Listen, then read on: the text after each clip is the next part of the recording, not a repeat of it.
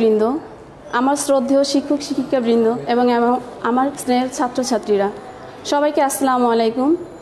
আশা করি তোমরা সবাই ভালো আছো, সুস্থ আছো এবং নিরাপদে আছো। তোমাদের সবাইকে আহমেদ বাউনী একাডেমির অনলাইন স্কুল ক্লাসে স্বাগতম।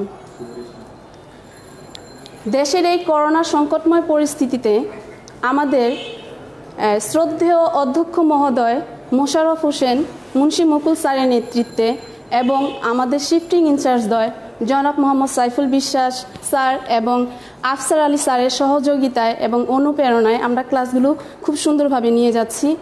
এবং এই ল্যাবে আমাদের যে সকল সম্মানিত শিক্ষক শিক্ষিকারা আমাদের অক্লান্ত পরিশ্রমের দ্বারা আমাদেরকে সহযোগিতা এবং অনুপ্রাণিত করছেন, তাদের প্রতি আসলে আমি খুবই আন্তরিকভাবে কৃতজ্ঞ জ্ঞাপন করছি। তো আমি চাইবো আসলে তোমরা ক্লাসগুলো খুব সুন্দরভাবে দেখবে এবং উপভোগ করবে, তাহলে আমাদের সকল শিক্ষক শিক্ষিকাদের পরিশ্রমটি সার্থক হবে। আজ আমার ক্লাসটি ষষ্ঠ শ্রেণীর শিক্ষার্থীদের জন্য এবং এটাই হচ্ছে আমার ষষ্ঠ শ্রেণীর শিক্ষার্থীদের সাথে প্রথম লাইভ ক্লাস। তো আমি আশা করব তোমরা খুব মনোযোগ সহকারে ক্লাসটি দেখবে। ইতিমধ্যে তোমাদের অর্ধবার্ষিকের 5টি পরীক্ষা সম্পন্ন হয়েছে এবং আরও পরীক্ষাগুলো তোমরা দিচ্ছ। আর সামনে তোমাদের বার্ষিক পরীক্ষার প্রস্তুতি যেহেতু নিতে হবে, সেই আলোকে আমাদের দ্বিতীয় টিউটোরিয়ালে সিলেবাসের যে চ্যাপ্টারগুলো ছিল সেখান থেকে আমি একটি চ্যাপ্টার উল্লেখ করে আজকে তোমাদের ক্লাসটা নেব। আজকে আমি যে ক্লাসটা নেব সেটা হচ্ছে পাটিগণিতের অনুশীলনী 1.5 এবং এই চ্যাপ্টারে আসলে কি কি টপিকগুলো থাকতে পারে সেটি আমি অলরেডি বোর্ডে লিখে রেখেছি। তো আজকে আমার আলোচ্য বিষয়গুলো যেটা হবে, মানে এই আলোচনার সাপেক্ষে আমি যে অঙ্কগুলো করাবো সেটা হচ্ছে প্রথমে ভগ্নাংশের গুণ, ভগ্নাংশের ভাগ, সরল, ভগ্নাংশগুলোর লসাগু, ভগ্নাংশগুলোর গসাগু নির্ণয়। এই আলোকে আমি আজকে অঙ্ক করাবো। তো তার আগে তোমরা আসলে দেখে নাও, আমরা সরল অলরেডি ক্লাস 6 থেকে শুরু করে মোটামুটি জানি আসলে সরলটা কোন নিয়মে করতে হয়। তো প্রতিটা জিনিসেরই আসলে নিয়ম থাকে। তো সরলের ক্ষেত্রে আসলে একটু সব কিছু নিয়ম মেনে বা সরলের যে রুলসটা আছে সেটা মেনটেন করে আমাদের অঙ্কটা যদি করি তাহলে সেটা সরলই হবে। কিন্তু যখন এই নিয়মের মানে ব্যত্যয় ঘটবে তখন কি সেটা গরমিল হয়ে যাবে। তো দেখো আমি উপরে লিখে রেখেছি সরলের একটি সহজে আমি একটা সেন্টেন্স লিখেছি, বদমাস। এটাকে আবার অন্যভাবে নিও না। বিতে হচ্ছে ব্র্যাকেটস মানে বন্ধনী। আচ্ছা, তো যখনই আমরা সরল অঙ্কগুলো করতে যাব তখন আমাদের এই নিয়মগুলো খেয়াল রাখতে হবে। তো বন্ধনী আমি লিখেছি। তো বন্ধনী কিন্তু আমাদের 3 প্রকার। একটা হচ্ছে প্রথম বন্ধনী, সেটা হবে প্রথম বন্ধনী, চিহ্নটা হচ্ছে এই। আচ্ছা, তারপর হচ্ছে দ্বিতীয় বন্ধনী,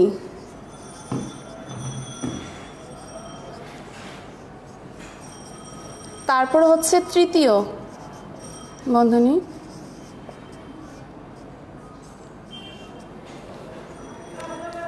তাহলে বন্ধনী হচ্ছে 3 প্রকার, সেটা আমি চিহ্ন সহকারে তোমাদের পাশে লিখে দিয়েছি। তারপরে আসছে ওতে মানে হচ্ছে এর, মানে আমাকে সরলের ক্ষেত্রে যদি এর কাজ থাকে বন্ধনীর পর আমাদের এর কাজটা করতে হবে। তারপর হচ্ছে ডিভিশন মানে ভাগ থাকলে ভাগ করব। তারপরে এম এ হচ্ছে মাল্টিপ্লিকেশন গুণ, এতে এডিশন যোগ, এস এ সাবট্রাকশন বিয়োগ, মানে এই নিয়মগুলো মেনে আমাদের সরলটা করতে হবে। আচ্ছা, তারপরে হচ্ছে যেহেতু আমি ভগ্নাংশের লসাগু করাবো, সেই লসাগুর ক্ষেত্রে আমাদের একটি সূত্র মুখস্থ করতে হবে, সেটা হচ্ছে ভগ্নাংশের লবগুলোর লসাগু ডিভাইডেড মানে ভাগ ভগ্নাংশের হরগুলোর গসাগু। খুব সহজেই বলে দেই যাতে তোমাদের মনে থাকে, যখন ভগ্নাংশের লসাগুগুলো বের করতে বলবে তখন লবের আমরা লসাগু বের করব আর হরগুলোর গসাগু বের করব। যখন আমাদের ভগ্নাংশের গসাগু নির্ণয় করতে বলবে তখন হবে ভগ্নাংশের লবগুলোর গসাগু এবং হরগুলোর লসাগু। আচ্ছা, এইভাবে যে সূত্র দুটো আমি লিখে দিয়েছি। আচ্ছা, তারপরে আসি আমরা ভগ্নাংশ। আমরা সবাই জানি প্রকৃত ভগ্নাংশটা কি, যে ভগ্নাংশের হরের চেয়ে লব ছোট থাকবে সেটা হচ্ছে প্রকৃত ভগ্নাংশ। তো হরের চেয়ে লব যদি ছোট থাকে প্রকৃত ভগ্নাংশ, সেক্ষেত্রে আমরা কি লিখতে পারি, নিচে 9 মানে হর হচ্ছে 9 আর লব আমি 4, অথবা তুমি দিতে পারো হর 7 লব তুমি 2 দাও, মানে এইভাবে তোমার লবটা হতে হবে কি ছোট আর হর হতে হবে বড়, এটা হচ্ছে প্রকৃত ভগ্নাংশ।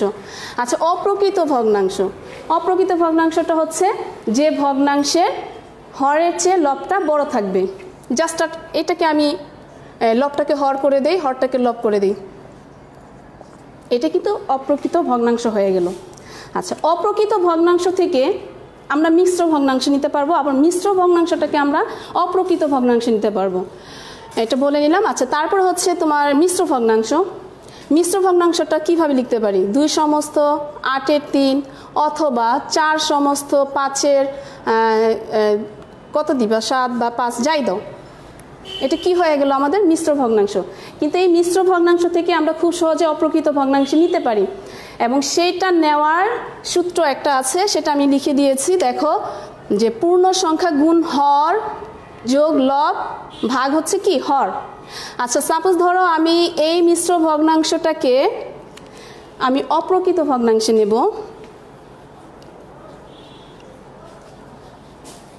আমি সূত্রটা কি লিখেছি? পূর্ণ সংখ্যা। আচ্ছা এই মিশ্র ভগ্নাংশের পূর্ণ সংখ্যাটা হচ্ছে কি 2, 2-এর সাথে কি গুণ করে দেব? হর। ভগ্নাংশের হর হচ্ছে কি 8, এবং তার সাথে যোগ করে দেব লব, লব হচ্ছে 3, আর হর যা আছে তাই থাকবে। তাহলে আমাদের মিশ্র ভগ্নাংশটা হচ্ছে কি দেখো তো, 8 দুগুণে 16 যোগ 3 উপরে 19 নিচে 8, এটা কি অপ্রকৃত ভগ্নাংশ হয়ে গেল, তাই না? আচ্ছা তার মানে আমরা মিশ্র ভগ্নাংশ থেকে অপ্রকৃত ভগ্নাংশে নিতে পারবো, আবার অপ্রকৃত ভগ্নাংশটাকে আমরা মিশ্র ভগ্নাংশে নিতে পারবো। এবার আমরা অঙ্কে চলে যাই। আমি যেহেতু পাশেই লিখে রেখেছিলাম ভগ্নাংশের গুণ করব, তো ভগ্নাংশের গুণটা আমরা কি নিয়মে করব বা কিভাবে করব সেটা এখন দেখো।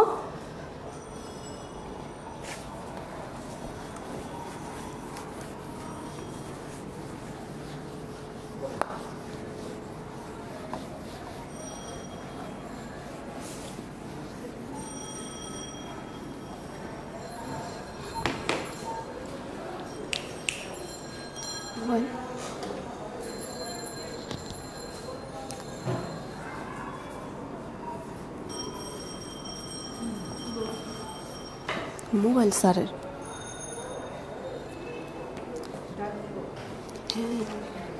ডাকবো।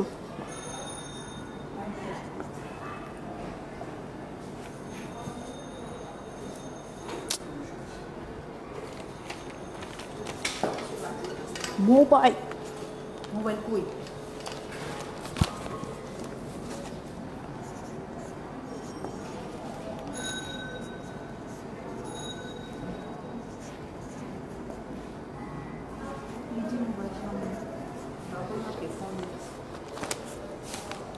আচ্ছা দেখো আমি একটু বড় অঙ্কই তুলেছি। এখানে কিন্তু তোমার দেখো মিশ্র ভগ্নাংশ আছে, প্রকৃত ভগ্নাংশ আছে, তারপরে আবার মিশ্র ভগ্নাংশ। এই যে আমি গুণটা করব, কি করব?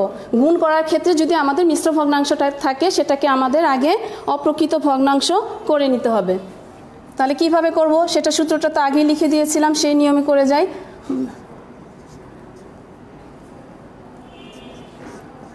আর অপ্রকৃত ভগ্নাংশ যা আছে তাই থাকবে।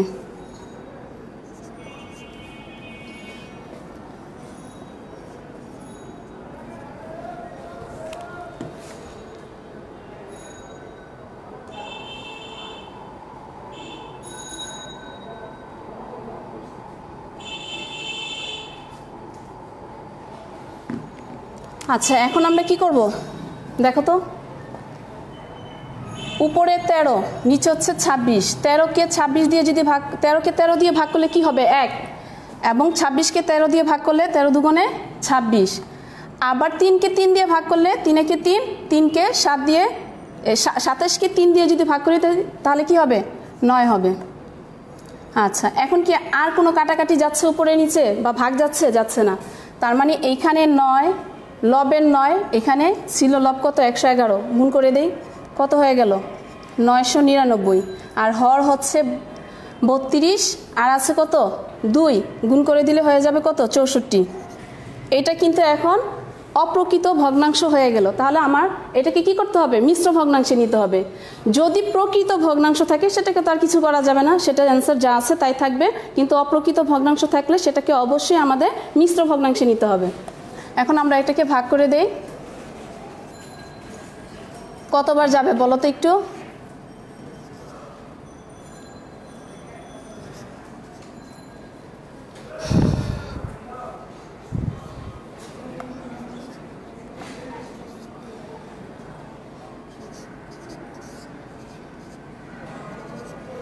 আর যাচ্ছে না, তাই না? তাহলে আমরা কি লিখবো? সুতরাং বা 15 সমস্ত উপরে 39 নিচে 64 হয়ে গেল গুণ। তারপরে কি দেখবো আমরা? ভগ্নাংশের ভাগটা আসলে কিভাবে করে।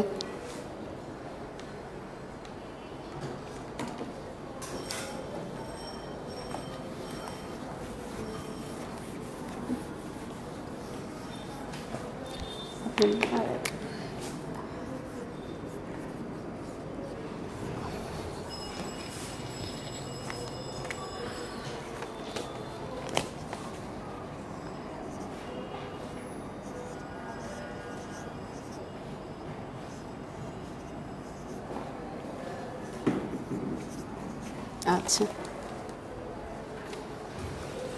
দেখো একটা ভাগের একটা অঙ্ক লিখেছি। তো প্রথম যে ভগ্নাংশটা আছে সেটা তো প্রকৃত ভগ্নাংশ আকারে আছে, তো এটা যেভাবে আছে সেভাবেই রেখে দেব, কারণ এটাকে এখন আসলে কাজ করার কিছু নাই। ভাগ আছে, ভাগ লিখলাম, কিন্তু পরের ভগ্নাংশটা হচ্ছে কি মিশ্র ভগ্নাংশ। তো এটাকে আমাদের কিসে নিতে হবে? অপ্রকৃত ভগ্নাংশে। অপ্রকৃত ভগ্নাংশে নেব 26কে 4 দিয়ে গুণ করে, সেই গুণফলটাকে আমরা 7 দিয়ে যোগ করে দিব। কত হয়? 111। আর নিচে হর 26, 26ই থাকবে। এখন কি করব দেখো, এই ভাগের ক্ষেত্রে প্রথম যে ভগ্নাংশটি থাকবে সেটা যেভাবে আছে সেভাবে আমি রেখেছি। এখন এই ভাগটাকে আমি গুণ চিহ্ন দিলে পরের যে ভগ্নাংশটি থাকবে, ভাগের পরে যে ভগ্নাংশটি থাকবে, আমি তো ভাগটাকে গুণ চিহ্ন দিয়েছি, এখন এই পরের ভগ্নাংশের লবটাকে আমি হর লিখব এবং হরটাকে আমি লব বানাবো। তাহলে কি হলো?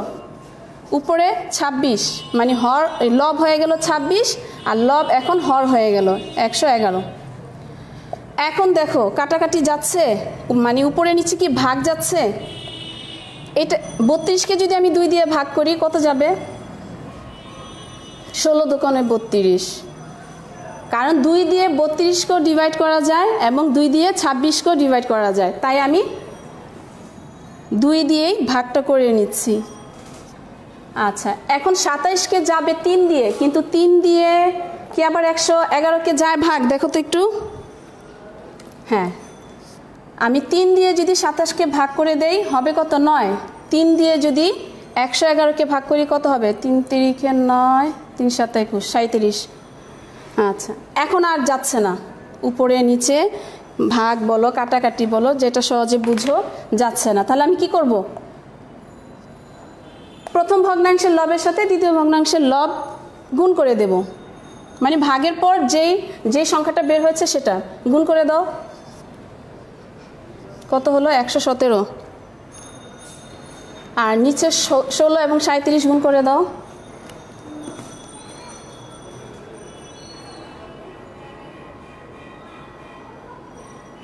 কত আসে? 592। আচ্ছা, এখন দেখো তো ভগ্নাংশটি কি হয়েছে, প্রকৃত না অপ্রকৃত? আমাদের ভগ্নাংশের মান যেটা বের হয়েছে সেটা কিন্তু প্রকৃত ভগ্নাংশ। তো এটাকে কি ভাগ করব? ভাগ করা যাবে না, এটা যেভাবে আছে সেভাবে থাকবে। যদি এটা অপ্রকৃত হতো তাহলে আমরা এটাকে ভাগ করে মিশ্র ভগ্নাংশে নিয়ে নিতাম। আচ্ছা,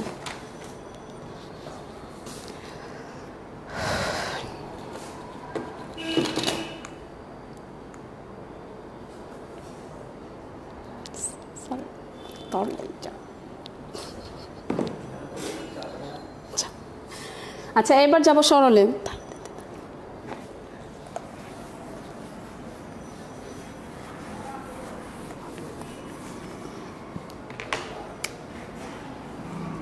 সরল করো।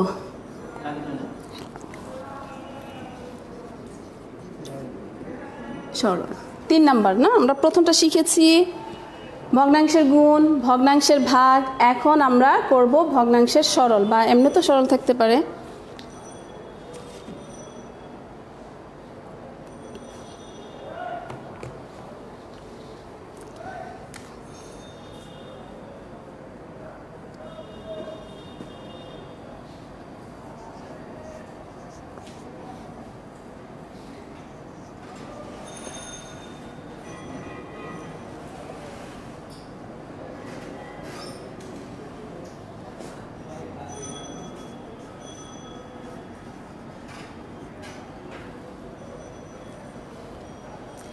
আচ্ছা দেখো, আমি যে সরলটা তুলেছি, প্রথম ভগ্নাংশটা হচ্ছে মিশ্র ভগ্নাংশ,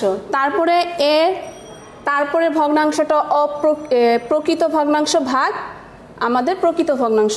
তো সরলের ক্ষেত্রে আমি কি বলেছিলাম তোমাদের, যে দেখতে হবে ভাগ গুণ যোগ বিয়োগ যাই থাক না কেন নিয়ম অনুযায়ী আমাদের সামনের দিকে এগিয়ে যেতে হবে। তো এই ক্ষেত্রে আমাদের এখানে সরলের কাজটা হচ্ছে কি, এরের এবং ভাগের। তাহলে সেই নিয়ম অনুযায়ী, সরলের নিয়ম অনুযায়ী আমাদের কোনটার কাজটা আগে করতে হবে, এরের কাজ। কিন্তু তার আগেও আমাদের কি করতে হবে, মিশ্র ভগ্নাংশটাকে আগে অপ্রকৃত ভগ্নাংশে নিতে হবে। 3 একে 3, 3-এর সাথে 2 যোগ করে দেব 5, তারপরে এর দিয়ে যা আছে তাই, কারণ এটা প্রকৃত ভগ্নাংশ। এখন কিসের কাজ করব, সরলের নিয়ম অনুযায়ী আমরা এর কাজ করব। এর কাজ দেখো, এর আগে যে ভগ্নাংশটা আছে এবং এর পরে যে ভগ্নাংশটা, এই দুই ভগ্নাংশের মাঝে আমরা কাজটা করব। 5 একে 5, 5 একে 5, তার উপরে কি থাকছে, 1 1 গুণ করে দিলে 1 একে 1, 3 এর সাথে 1 গুণ করে দিলে 3, তারপরে ভাগ হচ্ছে 9 এর 1। এখন কি করব, যেহেতু ভাগ আছে আমি প্রথম ভগ্নাংশটাকে ঠিক রাখবো, তারপরে ভাগটাকে গুণ চিহ্ন দিয়ে লবকে হর বানাবো, হরকে লব বানাবো, গুণ দিয়ে দিলাম, তাহলে উপরে 9 নিচে 1। আচ্ছা, এখন 3 একে 3, 3 3-এ 9, আমাদের ভাগফল কি বের হলো 3।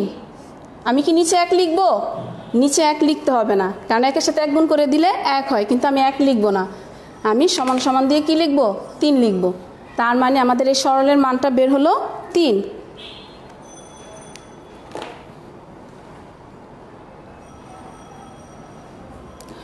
সরল যত বড়ই অঙ্ক হোক না কেন, তোমরা ওই নিয়মটা মেনে যদি আসলে খুব ইজিলি ভাবে করো, তাহলে খুব সহজে তোমাদের সমাধানটা বের হয়ে যাবে। আচ্ছা, তারপরে দেখো আমরা 4 নাম্বার অঙ্কটাতে যাব, ভগ্নাংশগুলোর লসাগু। আচ্ছা, এই ভগ্নাংশের লসাগু নির্ণয় করার সূত্রটা আমি আগেই লিখে দিয়েছিলাম। ধরো 2টা ভগ্নাংশ দেওয়া আছে,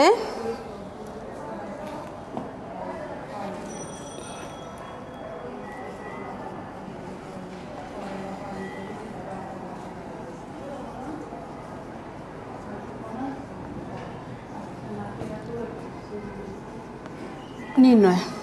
আচ্ছা,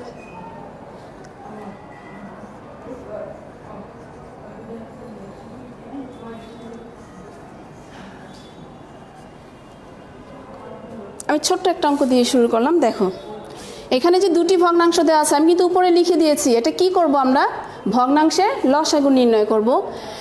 এবং 2টি ভগ্নাংশই কিন্তু এখানে আমাদের মিশ্র ভগ্নাংশ আকারে আছে। তাহলে আমাকে প্রথমে করতে হবে কি, মিশ্র ভগ্নাংশটাকে আগে আমাদের অপ্রকৃত ভগ্নাংশে নিতে হবে।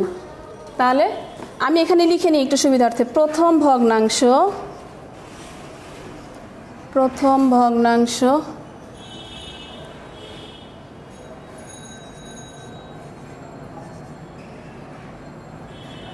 আচ্ছা, এটাকে প্রথম ভগ্নাংশটাকে আমরা অপ্রকৃত ভগ্নাংশ নিলে কি হবে, 5কে 4 দিয়ে গুণ করে দিলাম, তারপর 1 যোগ করে দিলাম।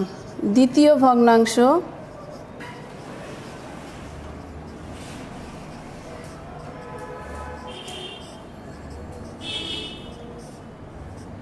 ঠিক আছে, আমাদের অপ্রকৃত ভগ্নাংশে নেওয়া, হ্যাঁ ঠিক আছে। আচ্ছা, এটা হচ্ছে প্রথম কাজটা, আমরা মিশ্রটাকে অপ্রকৃত ভগ্নাংশে নিয়ে নিলাম। এখন কি করব, যেহেতু আমাদের ভগ্নাংশগুলোর লসাগু নির্ণয় করতে বলেছে, এই ক্ষেত্রে আমরা কি করব, 2টি ভগ্নাংশেরই লবগুলোর লসাগু নির্ণয় করব। আচ্ছা, তাহলে আমরা এখানে লিখি ভগ্নাংশের লব কি কি আছে বলো তো, 21 ও 9-এর লসাগু নির্ণয় করে পাই। আমি একটু সহজ ভাষায় লিখছি। আচ্ছা, তাহলে তুমি লসাগুটা নির্ণয় করো।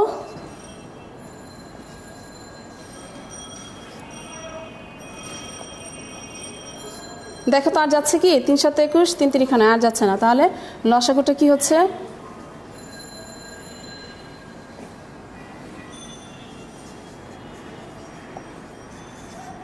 3 গুণ 7 গুণ 3 কত হয়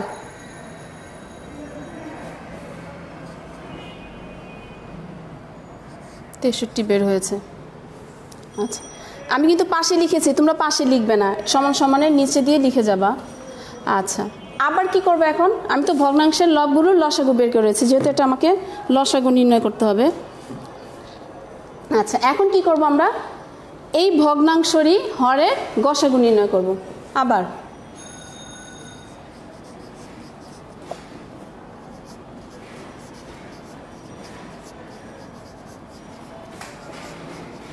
ভগ্নাংশের হর কি আছে বলো তো, 4 ও 8, এর গসাগু নির্ণয় করে পাই।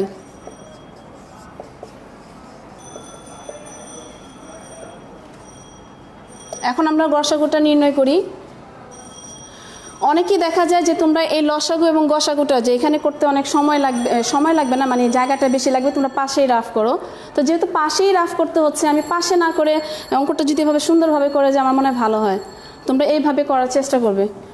আচ্ছা এখন দেখো গসাগুর ক্ষেত্রে আমার এমন একটা সংখ্যা নিতে হবে যে 4 এবং 8 দুটো সংখ্যায় যেন ভাগ করা যায়। তাহলে আমি তো 4 দিয়ে দিতে পারি, তাই না?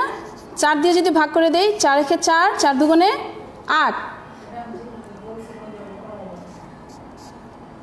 সুতরাং গসাগু কি হবে বলো, 4 গুণ 2 হবে না, কারণ 4 দিয়ে দুটি সংখ্যায় ভাগ যাচ্ছে, এই ক্ষেত্রে আমাদের 4ই হবে গসাগু।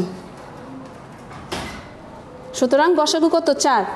আমাদের ভগ্নাংশের লবগুলোর লসাগু বের করেছি, হরগুলোর গসাগু বের করেছি, এখন আমাদের নির্ণয় করতে হবে লসাগু।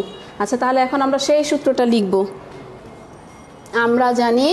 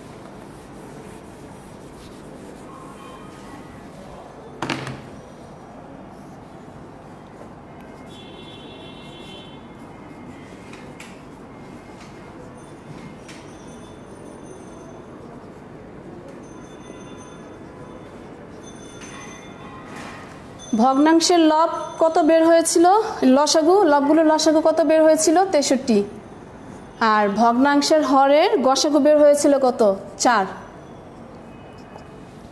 এটা কিন্তু একটা অপ্রকৃত ভগ্নাংশ হয়ে গেল, তাহলে আমরা এটাকে মিশ্র ভগ্নাংশে নিয়ে নেই, ভাগ করে দাও।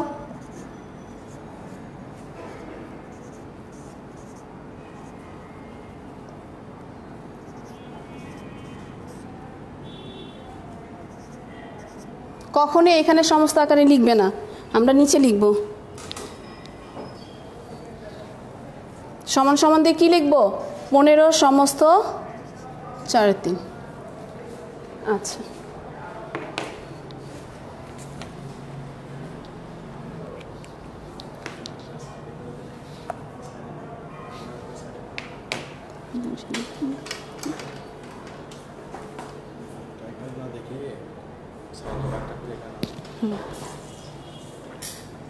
আচ্ছা ভাগটা তোমরা এইভাবে না করে যদি পাশে করে দাও তা সবচেয়ে ভালো হয় না?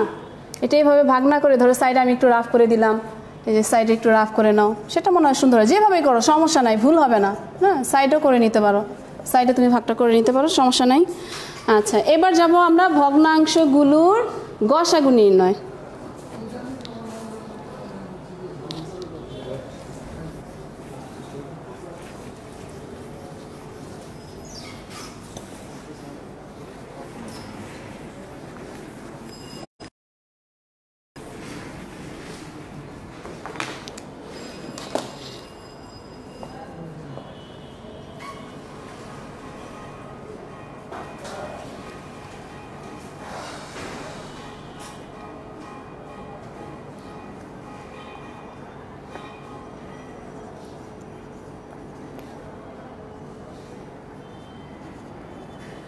আচ্ছা, দেখো এখানে যে প্রথম সংখ্যাটা আছে এটা কিন্তু ভগ্নাংশ না, পূর্ণ সংখ্যা 8। আচ্ছা, তাহলে আমরা দ্বিতীয় ভগ্নাংশটা, আমি এই 8-এর নিচে তো 1 দিতে পারি, দেওয়া যায় না? এটাকে ভগ্নাংশ আকারে লেখা যায়। তা আমি তোমাদের সুবিধার্থে আমি লিখে নেই প্রথম ভগ্নাংশ। এটা কিন্তু একটা পূর্ণ সংখ্যা, কিন্তু 8কে উপরে 8 নিচে লেখা যায়। তোমাদের বোঝানোর সুবিধার্থে কিন্তু আমি এটা লিখছি 8 নিচে 1। শুরুতেই বলছি তোমাদের বোঝানোর সুবিধার্থে, যাতে তোমাদের বুঝতে সুবিধা হয়। দ্বিতীয় ভগ্নাংশটা হচ্ছে কি,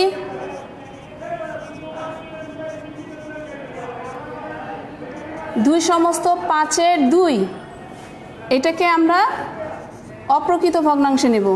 ঠিক আছে?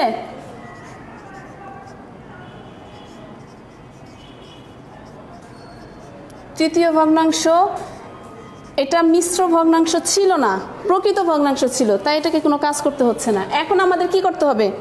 আমরা যেহেতু বলেছি ভগ্নাংশগুলো, তাহলে আমাদের প্রথমেই এই ভগ্নাংশের যে লবগুলো আছে তার কি নির্ণয় করব? আমরা গসাগু নির্ণয় করব। তাহলে আমরা লিখি ভগ্নাংশের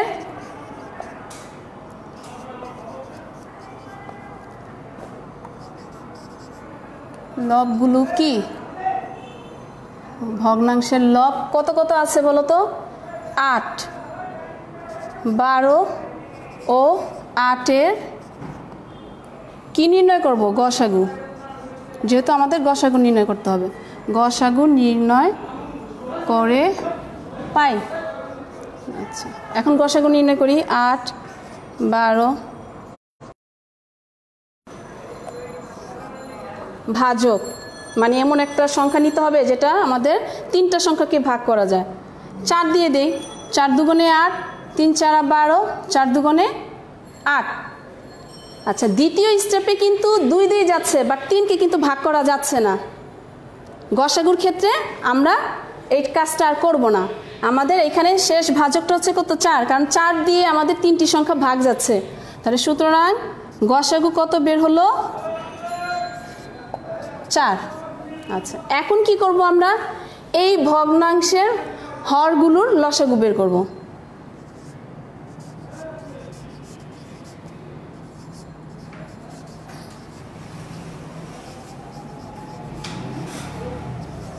হর কি কি আছে বলো তো?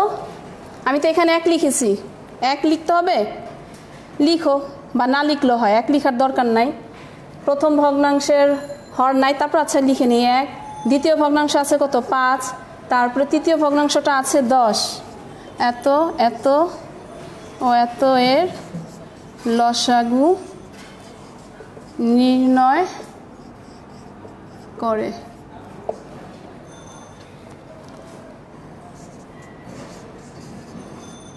কত দিয়ে যাচ্ছে? 5 একে 5, 5 দুগুণে 10, আর যাচ্ছে না।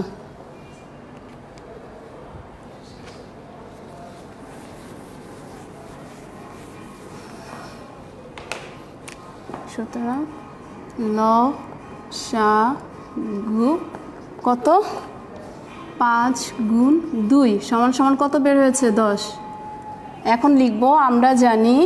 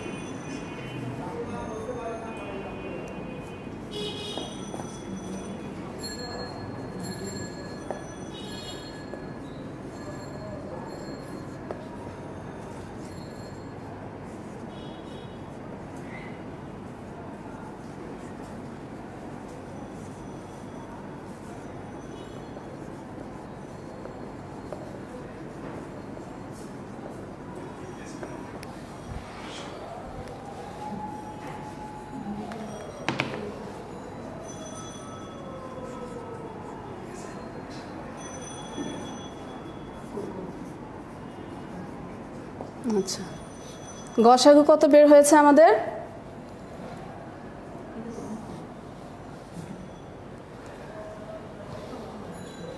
4।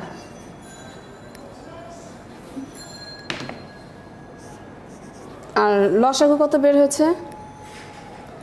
লসাগু বের হয়েছে 10। আচ্ছা, এটা কিভাবে রেখে দিতে পারি, কিন্তু একটু কাটাকাটি যাচ্ছে। 2 দিয়ে লবটাকে ভাগ করা যায়, হরটাকে ভাগ করা যায়, তাহলে কি হবে? 2 দুগুণে 4, 5 দুগুণে 10। খুব কঠিন মনে হচ্ছে, আসলে কঠিন না। স্টাডি করলে সব কিছু ইজি হয়ে যায়, কিন্তু গণিতটা হচ্ছে আসলে হাতে কলমে করার বিষয়। এটা আগেও বলেছি, এখনও বলছি, এটা যত বেশি প্র্যাকটিস করবে ততই তোমাদের ইজি মনে হবে। আর আমাদের জন্য কোনো কাজই আসলে কঠিন না। সবাই অঙ্কটাকে খুব ভয় পায়, আসলে এটা ঠিক না। কারণ বেশি বেশি প্র্যাকটিস করতে হয়, তো আমরা প্র্যাকটিস করতে রাজি না, যে পড়ব কম কিন্তু খুব ভালো রেজাল্ট করতে চাই, কিন্তু সেটা কিন্তু সম্ভব না, অন্তত ম্যাথের ক্ষেত্রে আর কি। তো তোমরা সবাই আসলে বেশি বেশি প্র্যাকটিস করবে। তো এই চ্যাপ্টারে আসলে আমি আরও অঙ্ক আছে, সেটা নেক্সট ক্লাসে আমি আলোচনা করব। তোমরা আসলে সূত্রগুলো খুব ভালোভাবে পড়বে, এবং আজকে যতটুকু আলোচনা করেছি এর মধ্যে যদি কোনো যোগ্যতা ভিত্তিক তোমাদের দেওয়া হয়, আমার বিশ্বাস যে তোমরা পারবে, যদি এতটুকু মানে প্র্যাকটিস করো। তো তোমাদের আসলে বাড়ির কাজ হিসেবে আমি দিয়ে দিচ্ছি 1.5-এর অনুশীলনী 1.5-এর 1 থেকে 5 বাসায় SW করবে। যদি দেখা সম্ভব হয়তো দেখব, যদি অতি শীঘ্রই আমাদের স্কুলটা খুলে যায়, আবার তোমাদের সাথে দেখা হবে, সুন্দরভাবে আবার ক্লাস নেব। এবং পরবর্তীতে যদি ক্লাস থেকে থাকে, আমি পরবর্তী অঙ্কগুলো নিয়ে আলোচনা করব। তো আগে পরে আমাদের যে স্যার বলো বা ম্যাডামরা বলো ক্লাস নিয়েছে, সেই ক্লাসগুলো অবশ্যই দেখবে, এবং আমাদের এই ক্লাসগুলো তোমরা শেয়ার করে দেবে, যাতে সবাই বেশি বেশি দেখতে পারে। এবং একবারে যদি না বুঝো, ক্লাসগুলোকে আসলে বারবার দেখে তোমরা বোঝার চেষ্টা করবে। তো আজ এই পর্যন্ত। আগামী ক্লাস দেখার জন্য বাড়ির কাজ এটাই থাকবে। আগামী ক্লাসে বাকি অংশ নিয়ে আলোচনা করব। ভালো থেকো সবাই, সুস্থ থেকো, নিরাপদে থেকো। আল্লাহ হাফেজ।